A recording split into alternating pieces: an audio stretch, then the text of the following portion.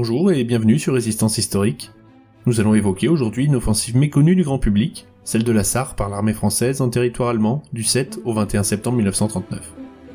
Si certains se complaisent à présenter la défaite française de 1940 comme une défaite de lâches, c'est non seulement méconnaître l'histoire, mais aussi insulter la mémoire de nos anciens combattants.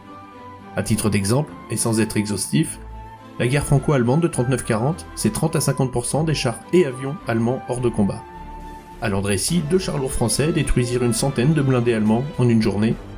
Au moment de l'armistice, 45 des 53 gros ouvrages de la ligne Maginot restaient invaincus après avoir tenu en échec toutes les attaques ennemies.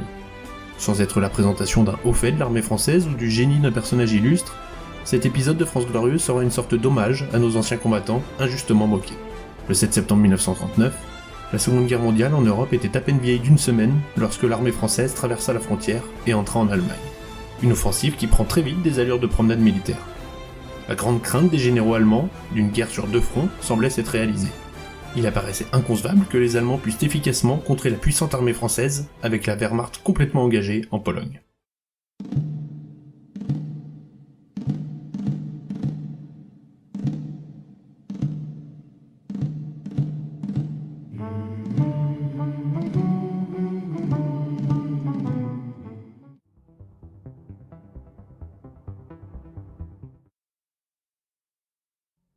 La Pologne se sait en danger dans les années 1930 avec l'accession au pouvoir d'Hitler et la montée en puissance d'un Troisième Reich qui veut sa revanche et s'étendre aux dépens de ses voisins.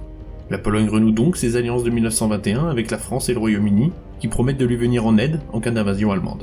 Le plan est simple. La Pologne résistera le plus longtemps possible face aux armées du Reich. Cela laissera le temps aux Français et aux Britanniques de mobiliser leurs troupes pour lancer une offensive à l'ouest du territoire allemand où Hitler n'aurait laissé que peu de divisions en défense. Le 1er septembre 1939, le Troisième Reich envahit la Pologne. Le 3, la France et le Royaume-Uni décrètent la mobilisation générale, et le 9, la France envahit la Sarre.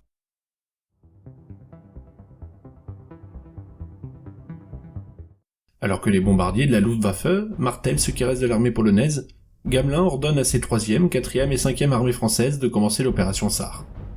Des unités légères de reconnaissance traversèrent la frontière le 7 septembre 1939, suivies 2 jours plus tard par des forces lourdes d'infanterie mécanisée. De manière surprenante, il n'y eut absolument aucune réponse des Allemands, et les fantassins passèrent devant des positions ennemies vides. La ligne Siegfried, tant vantée par Hitler, semblait abandonnée. Les soldats français reçurent toutefois des accueils plus mortels. Pendant leur paisible repli, les Allemands saturèrent la zone frontière avec des explosifs. Des champs étaient minés, des portes étaient piégées, et certaines enseignes nationales-socialistes sur les murs abritaient des explosifs cachés. Le 9 septembre 1939, 2 divisions motorisées, 5 bataillons de chars et de l'artillerie française étaient rassemblés dans une fraction de territoire allemand occupé. En dépit d'une puissance de feu écrasante, la plupart des forces de Gamelin restaient en vue du territoire national. En 1939, l'armée française possédait à ce moment parmi les meilleurs chars au monde, comme par exemple les Somua S-35 et les B-1 bis. Dotés d'une mécanique solide et puissamment armés, ils avaient un blindage plus épais que celui de n'importe quel char allemand et des équipages bien entraînés. S'il y avait un seul défaut dans la doctrine blindée française, il était lié au principe d'engagement des chars, qui datait de la Grande Guerre. Dépourvus d'entraînement dans les manœuvres de chars à grande échelle, les Français tendaient à employer leurs blindés dans des attaques par petits paquets, sans la moindre coordination avec l'infanterie, l'artillerie et l'aviation. Si les services de renseignement militaire français avaient su qu'aucun Panzer ne leur faisait face, la situation aurait pu être différente. Non seulement il n'y avait aucun blindé chenillé allemand à l'ouest du Rhin, mais en plus la Wehrmacht ne possédait aucune arme anti-char capable de rejeter une invasion de blindés. La plus forte défense allemande s'avéra être les actualités filmées du Blitzkrieg qui intimidèrent et trompèrent les services de renseignement français. À l'opposé de la propagande nazie prétendant à un potentiel militaire sans limite, l'armée allemande manquait d'équipements de combat. Ces unités étaient spectaculairement à court de mitrailleuses, de fusils d'assaut, d'artillerie et de chars. L'arme blindée, tant vantée, ne comptait qu'à peine 200 chars moyens, Mark IV, le blindé le plus moderne dans les stocks allemands. Le temps que des unités blindées puissent rapidement faire la navette jusqu'au front occidental, les Français auraient déjà pu occuper la Rhénanie. Prenant un risque calculé, Hitler dépouilla les défenses occidentales de la ligne Siegfried dans l'idée de garantir une victoire écrasante à l'est. Ce qui restait à l'ouest du Rhin aurait à peine suffi à tenir à distance une attaque ennemie déterminée. Pendant que la bataille faisait rage en Pologne, une quarantaine de divisions allemandes, diluées, s'étiraient le long de la frontière allemande, du Danemark à la Suisse. Dans la Sarre, le commandant de la première armée allemande, le général Erwin von Witzleben, ne disposait que de 13 divisions de qualité assez médiocre. La menace d'une offensive française agressive tourmentait quotidiennement le commandant de cette première armée allemande. La défense était entravée par un manque de canons anti-chars et d'artillerie, et par le fait que ces divisions d'infanterie n'avaient qu'un faible niveau et étaient équipées de mitrailleuses datant de la Première Guerre mondiale. Face à Witzleben, se trouvaient 10 divisions françaises complètement équipées et ancrées dans les défenses formidables de la ligne Maginot. De leur côté, les Allemands disposaient de la ligne Siegfried, commencée en 1936 après l'occupation militaire, sans opposition de la Rhénanie par l'Allemagne. Les forts et casemates s'étendaient de la frontière suisse aux Pays-Bas. Les fortifications les plus lourdes furent construites autour de Saarbrück, où certains avant-postes de la ligne Maginot se trouvaient seulement à 100 mètres de la frontière allemande. En tant que centre de la défense, la cité industrielle de Saarbrück avait une importance militaire particulière puisqu'elle constituait l'entrée de la trouée de Kaiserslautern, une route d'invasion traditionnelle. La trouée de Kaiserslautern menait directement à la cité de Worms sur le Rhin. Réalisant l'importance de cette route à travers la Sarre, les Allemands avaient disposé leur défense le long de la ligne Siegfried en profondeur avec 3 ceintures. Au contraire de sa coûteuse voisine française, la ligne Siegfried n'était pas une ligne continue de forts.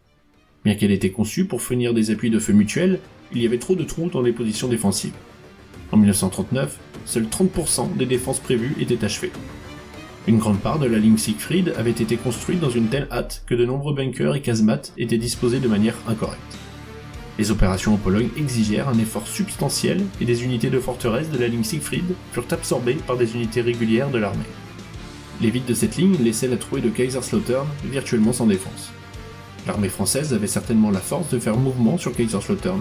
Le long de toute la frontière allemande, 85 divisions françaises faisaient face à 34 divisions allemandes. 11 d'entre elles étaient des unités de réserve, mais les Français n'avaient pas conscience de la balance favorable des forces. Pour ce qui est de l'aviation française, elle avait l'interdiction de mener des missions en Allemagne malgré ses capacités. Si les chefs militaires français avaient réalisé que la Luftwaffe était complètement engagée à l'est, les forts aériens anglo-français auraient pu être plus agressifs. À l'ouest, la Luftwaffe se limitait à quelques chasseurs désuets, pour la plupart des biplans. Durant tout ce que la majorité du commandement allemand considérait comme une crise en Sarre, Hitler conservait une attitude d'attente surprenante. Apparaissant généralement insouciant de l'activité à l'ouest, Hitler était en fait curieux quant à la conduite des Français. Gamelin devint de plus en plus soupçonneux quant à l'inactivité allemande prolongée. Interprétant mal cette absence de réaction, le général français ordonna à ses commandants de se tenir à distance de la ligne Siegfried et de planifier un rapide repli sur les positions dominantes de Spichen en France. Politiquement, c'était aussi la voie la plus sûre. Une avance prolongée en Allemagne aurait signifié l'abandon de la coûteuse ligne Maginot.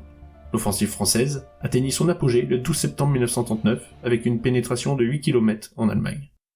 Le général Gamelin fit la remarque que toute l'opération en Sarre n'était rien de plus qu'un petit test. Avec 35 divisions polonaises anéanties en une semaine seulement après l'invasion allemande, les militaires français conclurent que le détournement des ressources vers l'ouest n'était qu'une question de temps. Gamelin émit son instruction personnelle secrète numéro 4, ordonnant à ses forces de suspendre leur avance. Le 21 septembre 1939, Gamelin renonce à toute perspective de poursuite de l'offensive et ordonne à l'armée française de se replier sur la ligne Maginot dans l'éventualité d'une contre-attaque allemande. Tous les généraux français ne furent pas d'accord avec cette évaluation. Le général Henri Giraud, commandant de la 7e armée française, voyait une opportunité presque incroyable pour les forces françaises dans la Sarre. Il croyait qu'un corps aurait pu s'emparer de la zone entre Saarbrück et Trier. Un tel mouvement aurait non seulement embarrassé l'Allemagne, mais également assuré le corridor de Metz vers la France et les routes ouvertes à de nouvelles opérations vers le Rhin en direction de Coblence ou de Mannheim. Dans l'un ou l'autre cas, il semblait possible que les forces françaises soient capables d'atteindre le Rhin.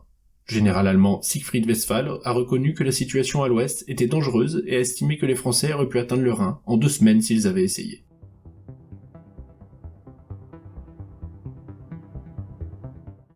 Avec l'opportunité ratée de battre le Troisième Reich en 2 semaines, s'annonce le début de la drôle de guerre. Pire, l'inexplicable léthargie de l'armée française dans la Sarre la condamna à la défaite totale 8 mois plus tard, et garantit à la France 4 longues années d'occupation. La prise de la principale région industrielle allemande aurait sérieusement handicapé les capacités militaires du Reich sur la durée qui aurait été obligée d'enlever des divisions consacrées à l'attaque de la Pologne pour les ramener à l'ouest. La pusillanimité des dirigeants des forces françaises est ici à mettre en cause, mais gardons-nous de juger nos aînés aussi facilement au vu du contexte politique de l'époque. En revanche, cherchons à nous inspirer de ces erreurs et ne nous montrons pas aussi hésitants. La France est sujette à diverses menaces auxquelles la fermeté et l'audace doivent être opposées. J'espère que cet épisode vous a plu. À bientôt sur Résistance Historique.